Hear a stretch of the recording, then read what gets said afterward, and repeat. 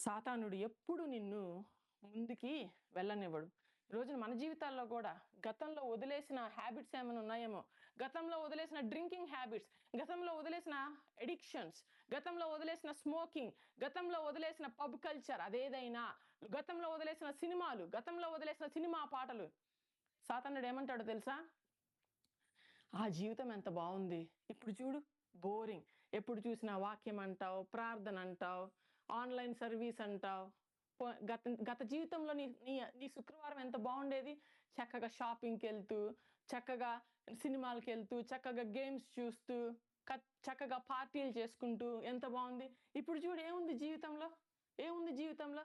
వాక్యము, ప్రార్థన, ఉపవాసము చాలా బోరింగ్‌గా ఉంది. వెనక్కెళ్ళిపోదామా? మళ్ళీ ఆ పాత జీవితానికెళ్దామా? మళ్ళీ ఐగుప్తుకెళ్దామా? నీ పలికేది సాతాను. ఎందుకంటే నీకు సాతానికి తెలుసు. ఏమనో తెలుసా?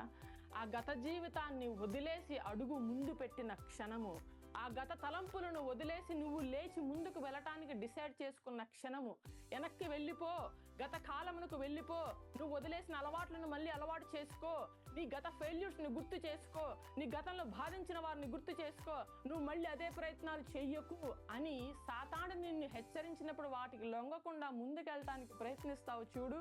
ముందుకెళ్ళటానికి ఒక్క అడుగు నువ్వు ముందుకేస్తావు చూడు.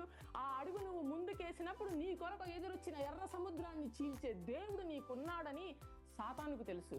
మరి నీకు తెలుసా అనేది పరిశుద్ధాత్ముడి ప్రశ్న.